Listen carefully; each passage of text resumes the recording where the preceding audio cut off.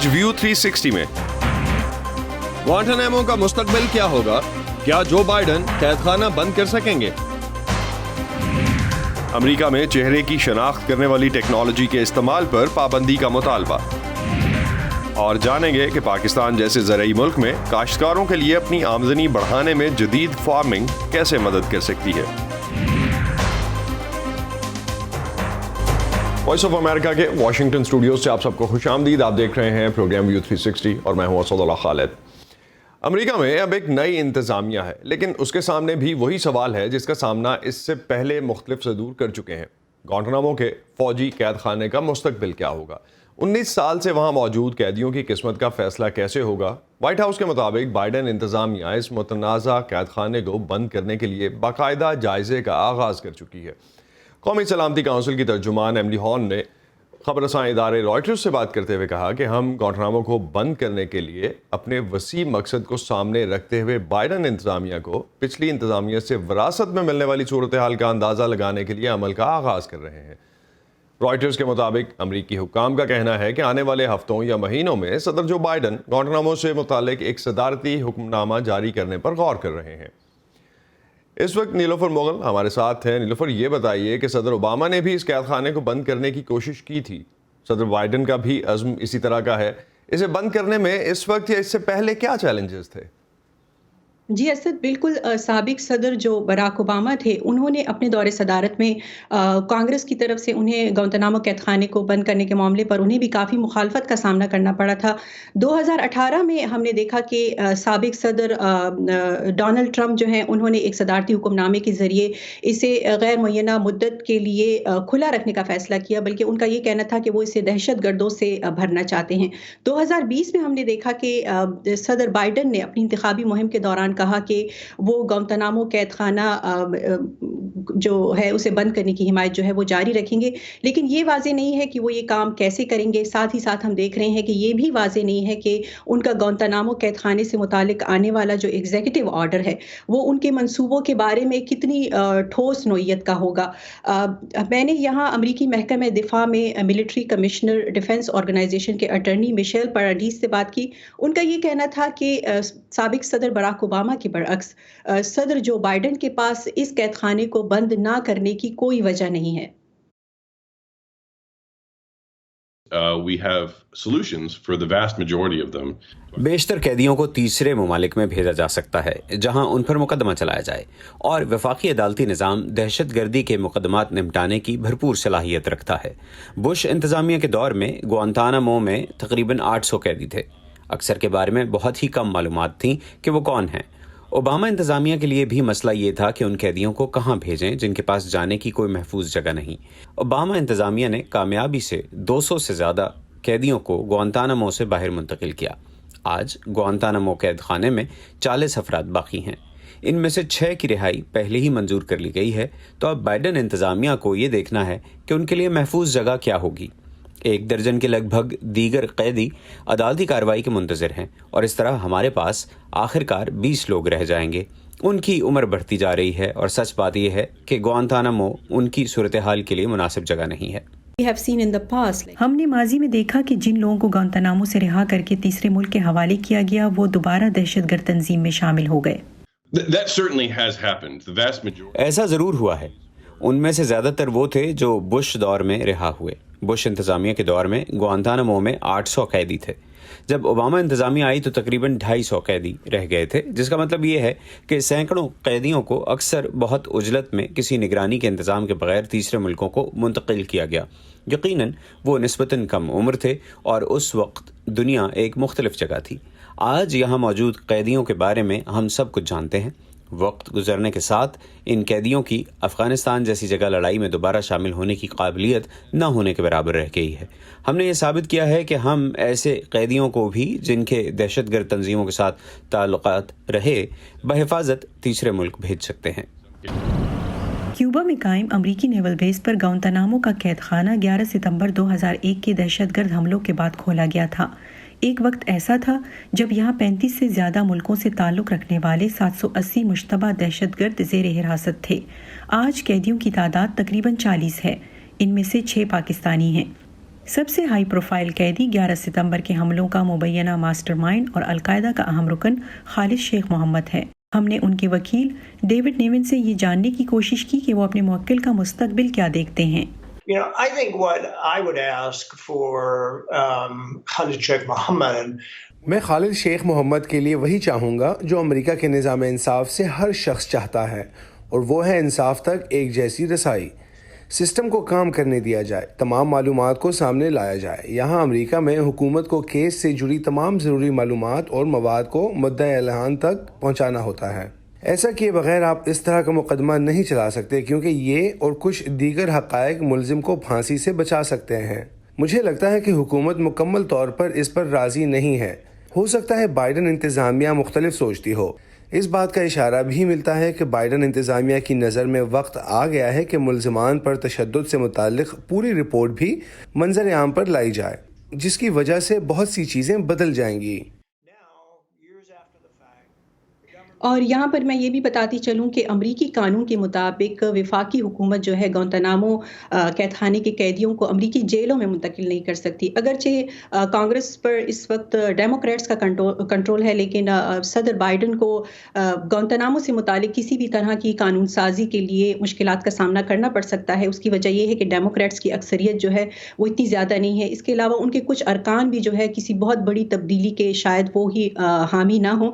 جہاں تک یہ بات ہے کہ گوانتانامو بے کے جو قیدی ہیں، خاص طور پر 9/11 ان کے خلاف مقدمے کا باقاعدہ آغاز کب ہوگا، تو اسد یہ بتاتی چلوں کہ 2019 میں گوانتانامو گئی تھی، اور وہاں پر اس وقت یہ خبریں سامنے آئی، یہ رپورٹ سامنے آئی کہ 2021 جنوری 2021 میں باقاعدہ مقدمے کا آغاز کیا جائے گا، لیکن جنوری آیا بھی اور چلا بھی گیا، ہم نے دیکھ لیا کووڈ-19 کے باعث اور اس کے علاوہ ملٹری کمیشن کے انتظامی امور میں کچھ رکاوٹوں کی باعث ہم یہ دیکھ رہے ہیں ان کے خلاف جو ہے مقدمے کا باقاعدہ آغاز ابھی نہیں ہو چکا ہے۔ رائٹ، بہت بہت شکریہ نیلوفر مغل، ہمیں کافی تفصیلاً آپ نے بتایا کہ اس وقت جو سچویشن ہے گوانتانامو میں، اور اس کے علاوہ جو اب تک کے شہری آزادیوں سے متعلق چیزیں ہیں، کافی ٹرکی لائن ہے ماہرین کے خیال میں شہری آزادیوں میں، اور خاص طور پہ جو سیکیورٹی فورسز جس طرح سے مینیج کرتی ہیں چیزوں کو، ان کے خیال میں ڈفرینٹ قسم کے ان کو اتھارٹیز چاہیے ہوتی ہیں۔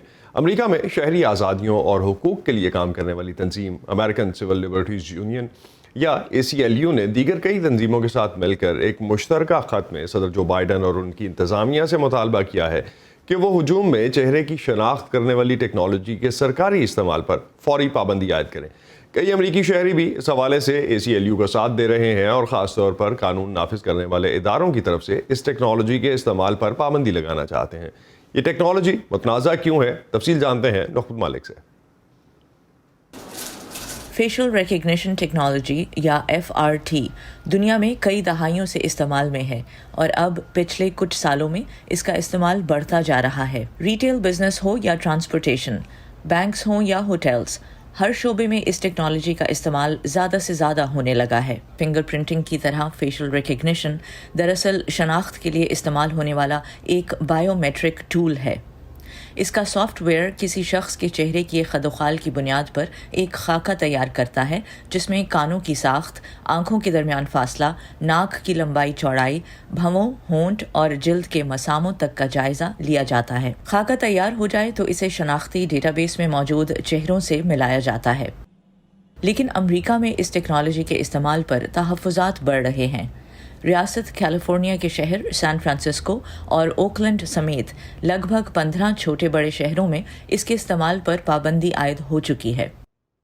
شہری آزادیوں اور انفرادی حقوق کے تحفظ کے لیے کام کرنے والی غیر سرکاری تنظیم امریکن سول لبرٹیز یونین نے حال ہی میں اپنے ایک خط میں بائیڈن انتظامیہ سے مطالبہ کیا ہے کہ وہ ایک صدارتی حکم نامے کے ذریعے اس کے سرکاری استعمال پر فوری پابندی عائد کریں۔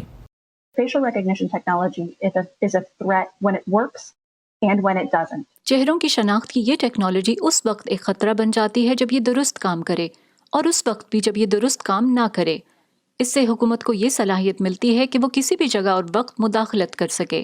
کیٹ روان کے مطابق اس ٹیکنالوجی سے انسانوں کو روزمرہ زندگی میں کچھ بھی کرتے ہوئے ٹریک کیا جا سکتا ہے۔ To seeking abortion care, to seeking substance abuse treatment. وہ عبادت کی جگہوں پر ہم پر نظر رکھ سکتے ہیں، وہ ہماری ڈاکٹرز کے ساتھ ملاقات پر ہم پر نظر رکھ سکتے ہیں، اسقاط حمل کرانے والے یا نشے سے چھٹکارے کے لیے علاج کرانے والوں پر نظر رکھ سکتے ہیں۔ اور دوسرا بڑا مسئلہ یہ ہے کہ چہرہ پہچاننے کی ٹیکنالوجی بنیادی طور پر امتیازی ہے۔ جب بھی اسے غیر سفید فام لوگوں، عورتوں اور ٹرانسجینڈرز پر استعمال کیا جاتا ہے تو اکثر نتائج غلط ہوتے ہیں۔ ACLU کی طرف سے لکھے گئے اس خط پر انسانی حقوق، مذہبی اور سیاہ فام شہریوں کے حقوق کے لیے سرگرم تنظیموں سمیت 20 سے زیادہ تنظیموں نے دستخط کیے ہیں۔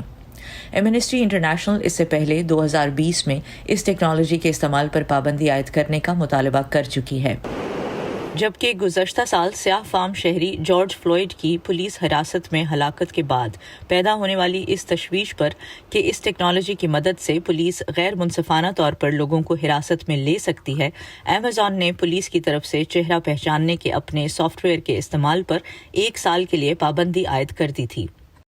The ACLU has been asking. We have been asking for 20 years. ہمیں 20 سال ہو گئے ہیں حکومت سے اس کا مطالبہ کرتے ہوئے، اور اس لیے اب ہم چاہتے ہیں کہ حکومت اور خاص طور سے لا انفورسمنٹ کی جانب سے اس ٹیکنالوجی کا استعمال فوراً ختم ہو۔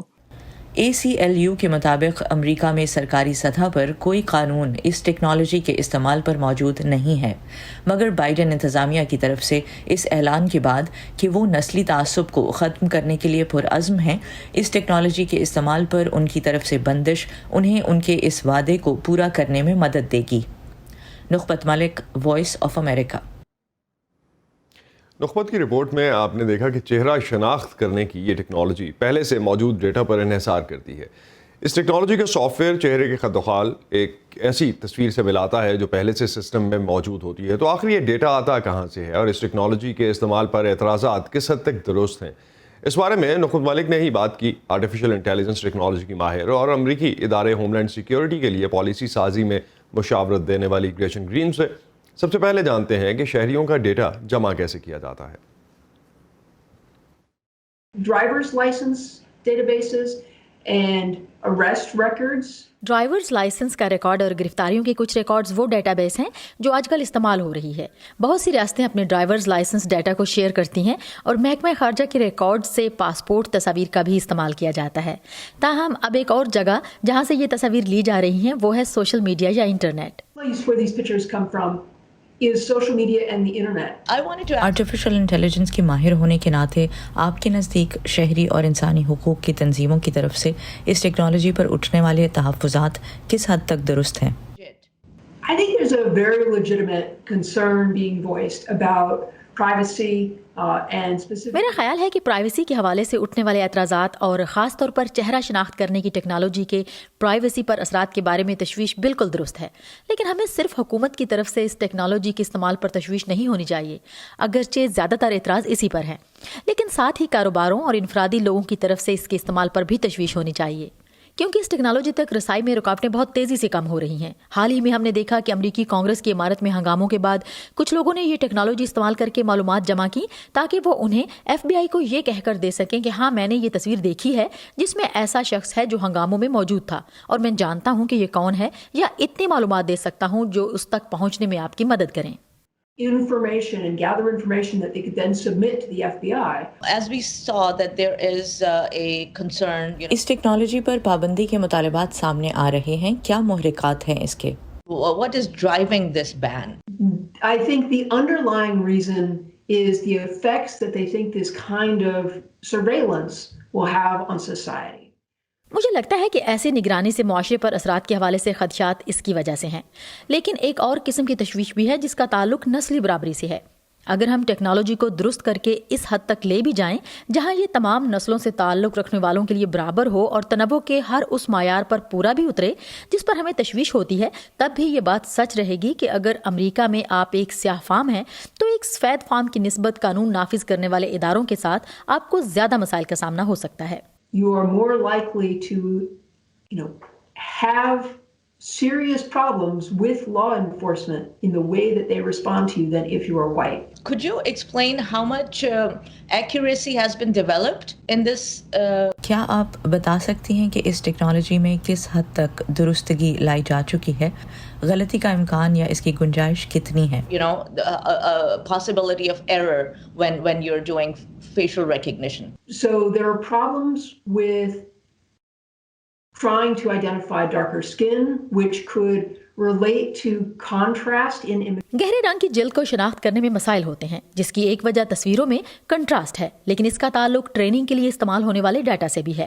مثال کے طور پر آپ کمپیوٹر کو چہرہ شناخت کرنا سکھائیں اور آپ کے پاس سیاہ فام لوگوں کی تصاویر کی تعداد کم ہو تو کمپیوٹر سیاہ فاموں کی شناخت اچھے سے نہیں کر سکے گا۔ مخصوص شکل و صورت اور حلیہ رکھنے والے سفید فام مردوں کی پہچان خاصی درستگی سے ہو پا رہی ہے، جبکہ دوسروں کے لیے ایسا نہیں۔ میرا خیال ہے کہ اس درستگی میں اضافہ ہوگا اور یہ ایسا تکنیکی مسئلہ ہے جس پر قابو پایا جا سکتا ہے، لیکن یہ اس ٹیکنالوجی کو استعمال نہ کرنے کی بنیاد نہیں ہونی چاہیے، کیونکہ اس سے پھر یہ کہنے کے لیے راہ ہموار ہو جائے گی کہ جب ٹیکنالوجی سے نقص دور ہو گئے تو پھر جو چاہے اسے استعمال کرنا شروع کر دے۔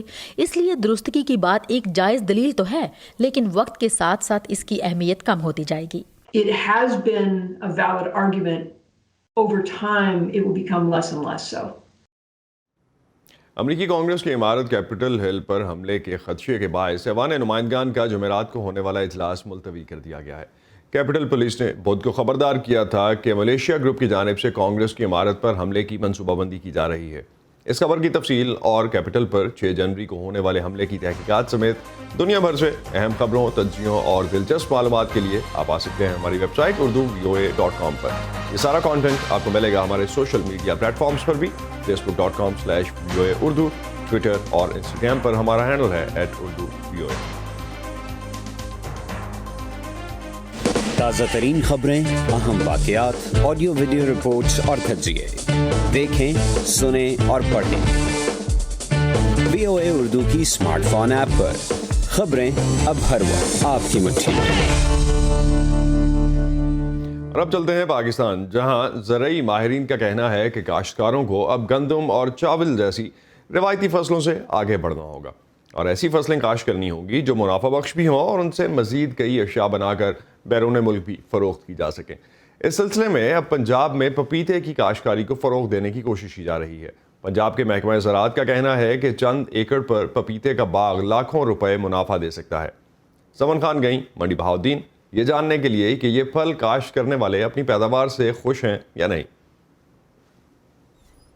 منڈی بہاؤالدین کے دیہی علاقے چلین والا میں لگا یہ پپیتے کا باغ فاروق احمد کا ہے۔ 30 سال لندن میں کاروبار چلانے کے بعد انہوں نے پاکستان واپس آ کر جدید کاشتکاری کا سوچا اور گندم اور موسمی سبزیوں کے درمیان زمین کے 4 ایکڑ حصے پر پپیتا لگا لیا۔ 9 مہینے بعد یہ باغ فی درخت تقریباً 25 سے 35 کلو پھل دینے کے لیے تیار ہے۔ فاروق احمد کو امید ہے کہ مارکیٹ میں 100 روپے سے 150 روپے فی کلو فروخت ہونے والا یہ پھل ان کے لیے منافع بخش ثابت ہوگا۔ میرے خیال میں جس حساب سے جا رہا ہے اس سے مجھے پر ایئر تقریباً 18 لاکھ سے 21 لاکھ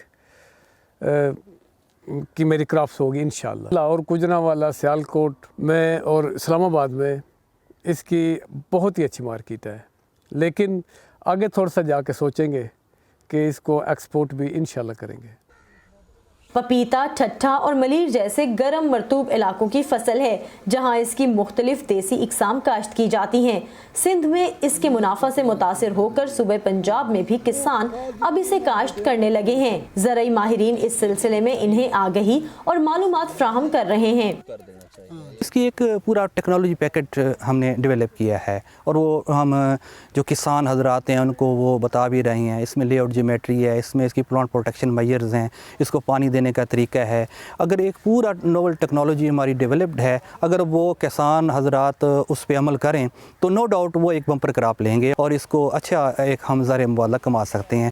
محکمہ زراعت پنجاب نے 5 سال پہلے پپیتے کے بارے میں آگاہی پھیلانا شروع کی.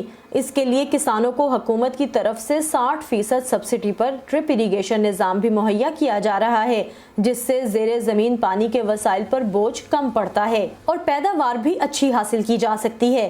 محکمے کی جانب سے ماہرین نئی فصل لگانے والے کسانوں کو 2 سال تک کھیتوں کی دیکھ بھال میں مدد بھی مہیا کرتے ہیں.